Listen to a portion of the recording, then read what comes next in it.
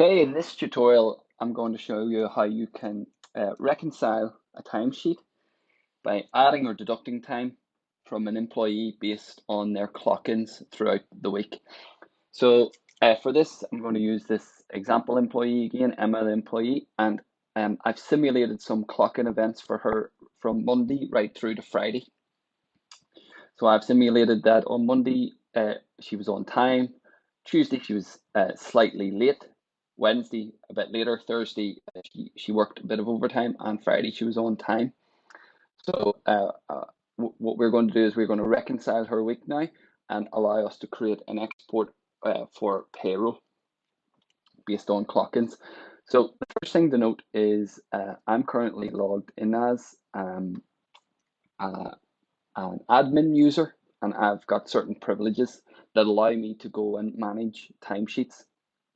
To see those privileges, you come into the people page, click on the user that you want, and head to the permissions tab, and you can see that I've got the following time and attendance permissions set all ticked. So this user can lock a clock-in terminal, so I can turn this screen into a clock-in terminal if I want to.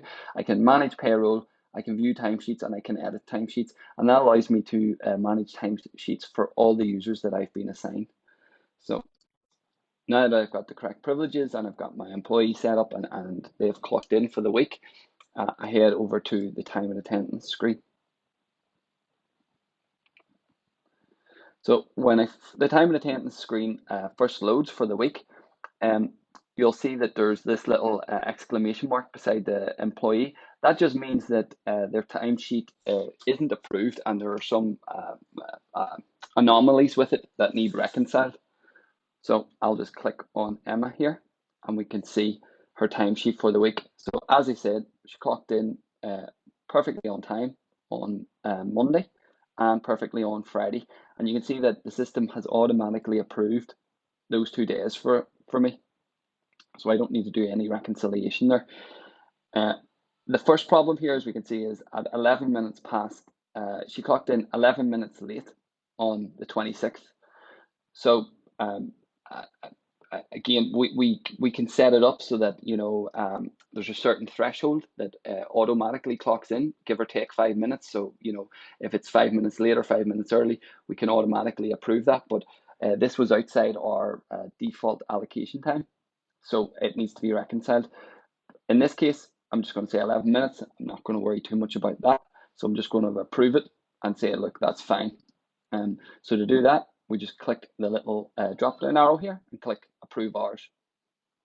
And I'm just going to say that the clock in was on time and notes, and I'm not even going to write a note. I'm just going to say that this one's fine. This one is fine. Okay. And the clock out, I'm just going to say it was on time as well and just save it. So that one's now saved and approved. So the next one that I'm going to reconcile is on the 27th. So this one is, this is the user has clocked in 30 minutes over the time. So that's a bit further out than I sort of want to forgive in this case. So I actually want to add a deduction here of 30 minutes from her timesheet. So to do that, I'm going to click on this and I'm going to say add an adjustment instead of approve. I'm going to say, okay, this clock in was under time, and it's automatically picked up that they were 30 minutes late. And I'm going to select the type, and I'm just going to say unpaid. So this type I'm picking now is just a sort of a leave type. So just your basic leave type. It has no bearing on payroll or anything. It's just a basic leave type, and I'll show you when payroll comes in down the track. So I'm just going to say this was under time. I'm going to say it's unpaid, and I'll say the clock out event for this one was fine. So I'll say the clock out was fine for that, and just hit save.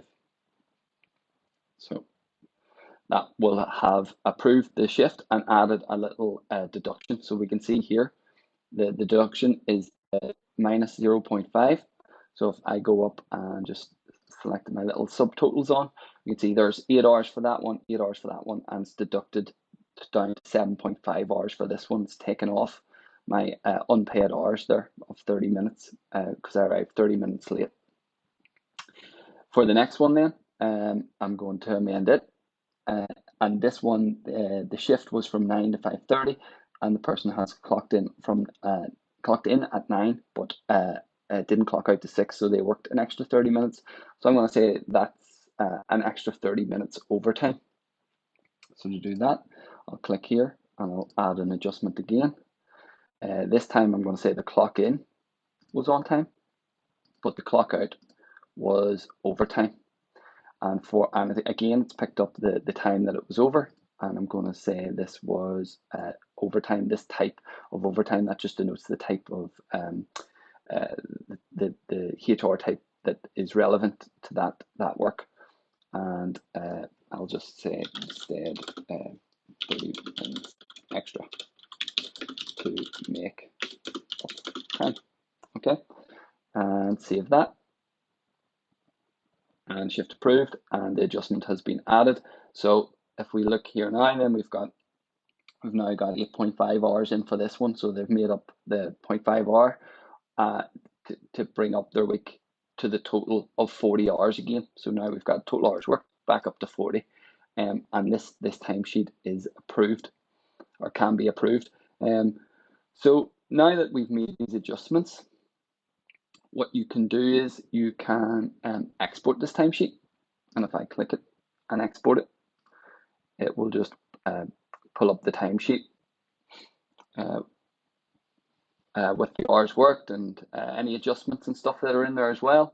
So just a basic export. And you can also do an export for payroll.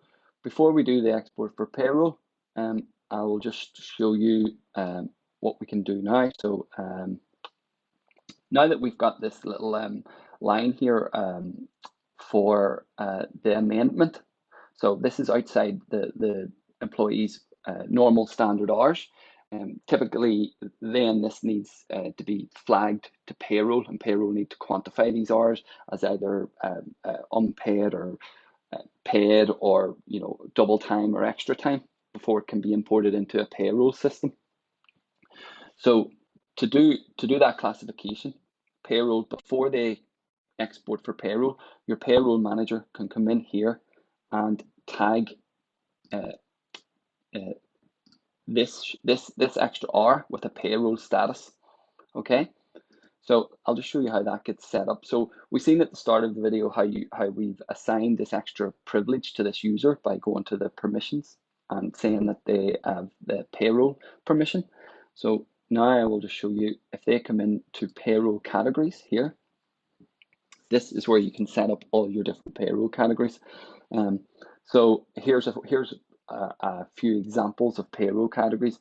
You could have time, double time, paid.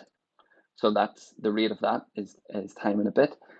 You could have doctor's appointment unpaid, and the rate is just normal, and it's a deduction. So if I just open this one, for example, so to fill out a new payroll category, you simply enter in a key, a display name, an external reference, which could be the reference from your Sage payroll system.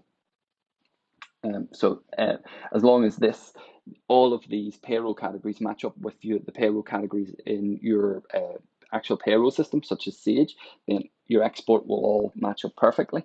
So again, so that's your external reference, which relates to your third-party payroll system. A rate is just the rate that it's paid at. Like I said, you could have double time, which the rate is 2. Normal time is 1. You have even time and a quarter here, time and a quarter paid, which as you can see is 1.25. Late arrival unpaid, and whether it's a deduction or an addition, or in fact it carries no weight at all. So that's how you can set up a payroll category. So payroll categories are different from the other categories, such as your HR or leave categories, as we call them, which are initially assigned. A leave manager typically manages your leave categories, and a payroll manager will manage your payroll categories. So if I come back into time and attendance now, I'll assign some payroll categories before export. So I'll come back down to Emma here, and you can see it's telling me that I need to assign some payroll categories of this. So this first one is going to be unpaid, 30 minutes. So the payroll category that I'm going to assign to that one is late arrival, unpaid. There we go, number of hours, 0.5, and just hit that, and let's just save that in. So that's now saved, and this one is approved. And the next one then, I'm going to say this is overtime, just basic overtime, not double time. So let's see, not double time, just normal overtime, and it's going to be paid, and I'll save that one in. So now my timesheet's fully complete, and yeah, that's ready for export for payroll. To do that, we just simply click this.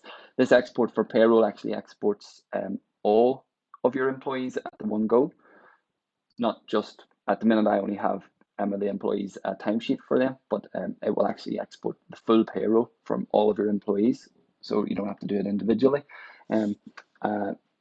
Once you click it, it pulls up this window just to generate the report. This is the week that I want to generate it for, but I can change that if I need to. I can also filter down by region, but I'm not going to. And then we've got our normal payroll export and our Sage payroll element. Sage payroll element, we don't really need to worry too much about. That's just something that Sage, in some circumstances, needs to be uploaded first to Sage before you upload the actual payroll report.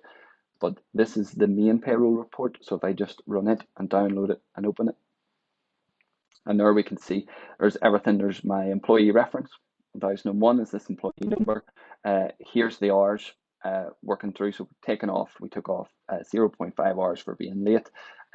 We had 0.5 hours added on for the overtime, and the 40 hours, that is the total that they've worked. So that's their payment, all their payroll reference stuff ready to go and be imported into payroll. And yeah, that's pretty much how time and attendance works. So it's very easy to reconcile a full week's worth of shifts for all of your employees based off their clock-in events. And it accommodates both tagging your HR leave categories, and then also your payroll categories on top of that before you do your import. And that's it.